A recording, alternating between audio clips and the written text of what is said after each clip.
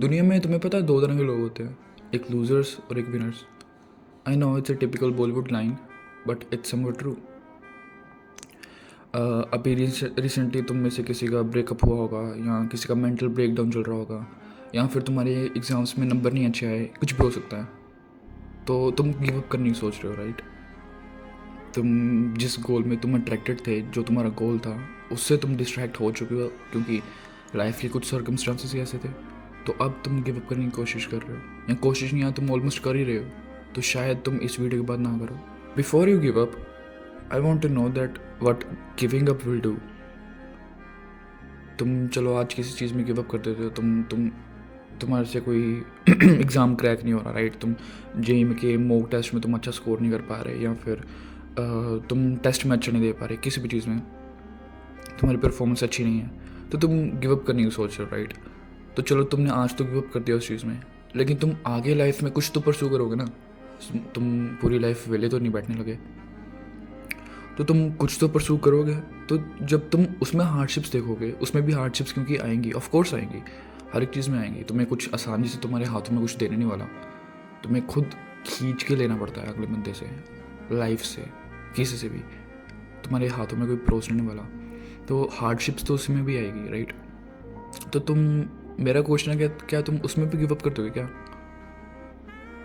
चलो let's suppose तुमने उसमें भी गिव अप कर दिया, राइट? तुम्हारा मन था उस चीज़ करने में, राइट? जैसे फॉर एग्जांपल तुम्हारा मन था गिटार सीखने में, ठीक है, लेकिन you were shit at it, तुम सीख नहीं पाए अच्छी तरह, ठीक है। लेकिन अगर तुम उसमें कंसिस्टेंसी दिखाते, उसमें करते ना लगे रहते, तो तुम सीख भी लेते। लेकिन यू आर स्टूपिड, तुमने गिव अप कर दिया, ओके, लेट्स से तुमने कर दिया। अब तुम्हारा इंटरेस्ट है पियानो सीखने में, तुम पियानो सीखना चाहते हो।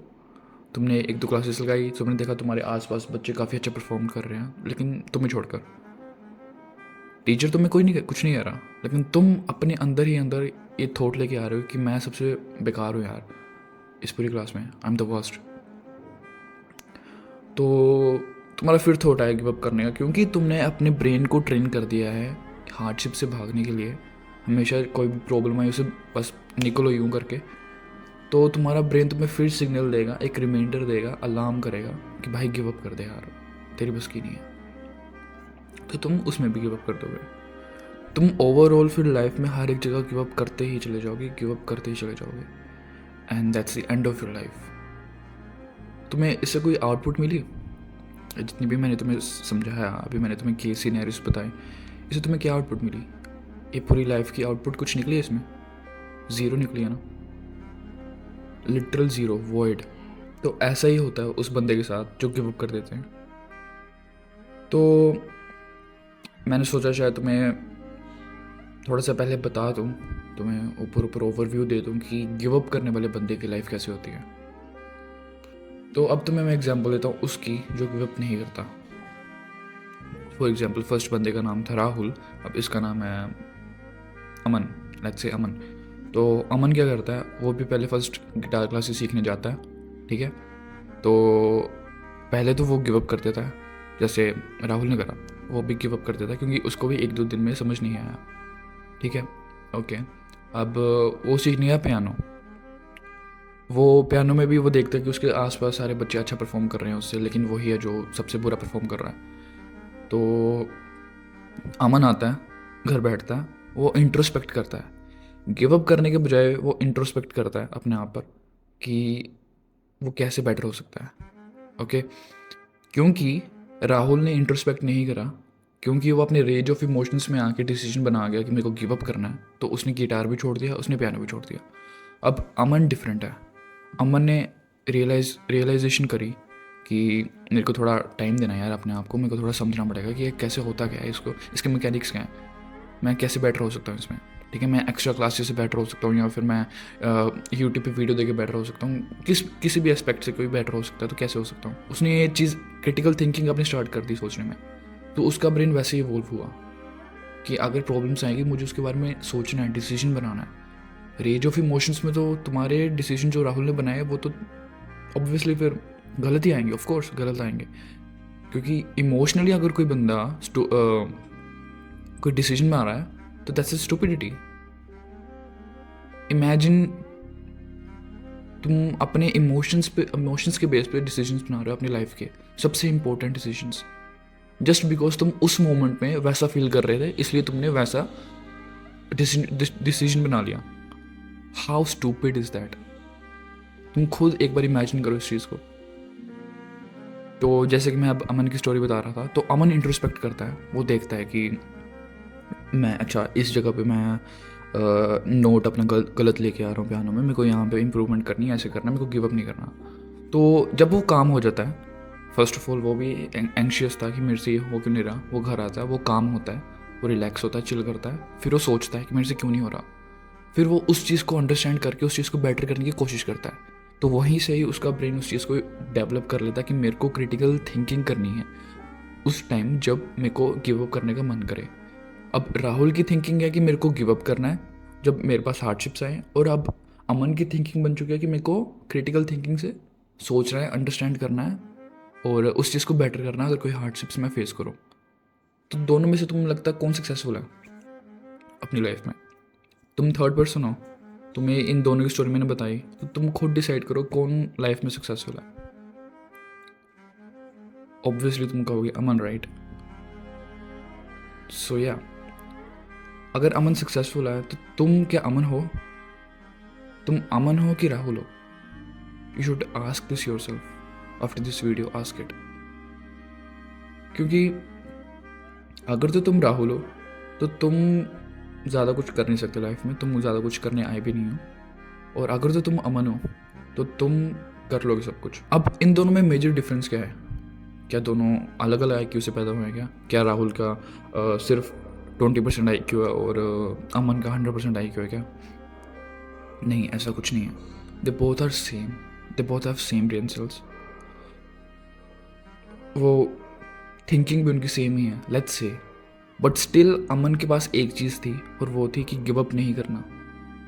जो मर्जी हो जाए गिव अप नहीं करना, बस उसकी एक यही स्किल उसको लाइफ में सक्सेसफुल बना देती है। फ़र्क नहीं पड़ता कि राहुल अगर 200 IQ का भी है, वैसे होता तो वैसे सीख जाता गिटार, लेकिन लेट्स से 200 IQ का भी है पर वो लाइफ में गिव अप कर रहा है, वो फिर सक्सेसफुल नहीं होने वाला। और अमन जहाँ पे सिर्फ लेट्स से 50 IQ हो उसका, वो लेकिन लाइफ में गिव अप नहीं करता, वो हार्डशिप्स आते हैं उसको अंडरस्टैंड करता है, उससे फाइट करता है, तो वो लाइफ में सक्सेसफुल है। तो तुम देख लो कि तुम्हें ज़्यादा दिमाग वाला बनना है कि तुम्हें वो स्किल ग्रैब करनी है जिसमें जो कभी गिव अप नहीं करती। The choice is yours. क्योंकि मैं अगर अपनी बात करूं तो मेरे को भी ऑलमोस्ट 1.5 ईयर्स हो गए हैं इस जर्नी में, और मैं भी किसी चीज़ के पीछे हूँ जो मैं अचीव करना चाहता हूँ, लेकिन वो अभी तक मैं अचीव नहीं कर पाया। I am just at 30% of it. मैं सिर्फ 30% अचीव कर पाया हूँ, 70% अभी भी उसका पड़ा है। लेकिन but should I give up? क्योंकि यार मैं राहुल हूँ, मेरे को 1.5 साल हो गया यार, ये बहुत टाइम हो गया। 1.5 साल तक तो यार रोनाल्डो भी रोनाल्डो बन गया था यार, 1.5 साल में तो यार शाहरुख खान भी शाहरुख खान बन गया था यार, 1.5 साल में तो यार इलॉन मस्क ने भी इतनी कंपनीज खरीद ली थी और ट्विटर खरीद लिया था, स्पेस एक्स बना लिया था।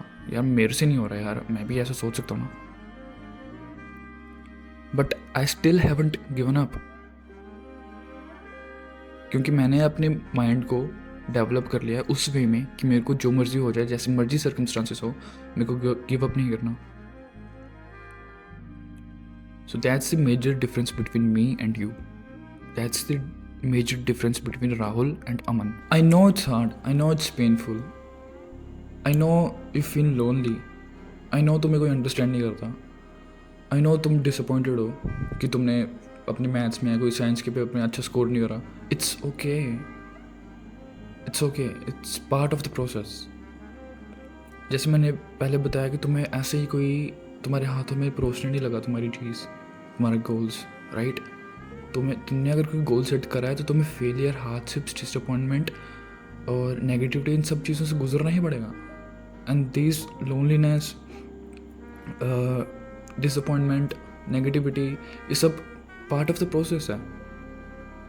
इनको तुम इग्नोर करना सीखो। ये मैंने खुद एक्सपीरियंस करा है, मेरे को भी 1.5 साल हो गया, तो मैं I think I am capable enough to let you guys know about it. I am capable enough to guide you,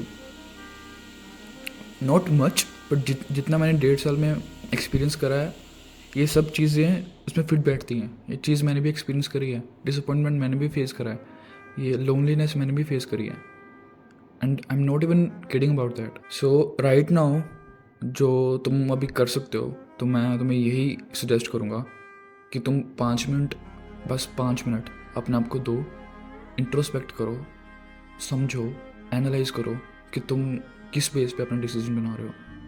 क्या वो रेज ऑफ इमोशंस के बेस पर है कि तुम एक्चुअली तुम्हें लगता है कि तुम्हें इस चीज़ पे गिव अप कर देना चाहिए। अगर तो तुम बेटरमेंट के लिए गिव अप कर रहे हो फिर तो ठीक है, तुम कोई और चीज़ परसू कर सकते हो, उसमें कोई और सर्कमस्टांसेस होगी तो शायद तुम उसमें फिट बैठ जाओ, तो शायद तुम्हारे लिए वो सही है। लेकिन तुम अगर इमोशंस के बेस पर बना रहे हो और तुम्हें लगता है ये चीज़ करनी है, दिस इज़ नेसेसरी, लेकिन तुम गिव अप कर रहे हो just because you feel like, then that's just another level of stupidity. So हाँ guys, that's it for the video. और अगर तुम्हें लगता है कि तुम अपनी बात को मेरे से शेयर करना चाहते हो, could it can be personal या प्रोफेशनल बोथ, तो तुम कर सकते हो फॉर फ्री। मैंने नीचे पिन कमेंट में एक लिंक दे रखा है, वहाँ पे जाओ, अपनी अवेलेबिलिटी को सिलेक्ट करो और then we both can meet together in the meeting in 1-to-1 interaction. And या मैं तुम्हें पर्सनल या प्रोफेशनल इशू में अगर जो मैंने अपने लाइफ में एक्सपीरियंस करा है उस बेस पर हुई तो मैं तुम्हें गाइड करूँगा 100%। सो या, and I will see you in the next one.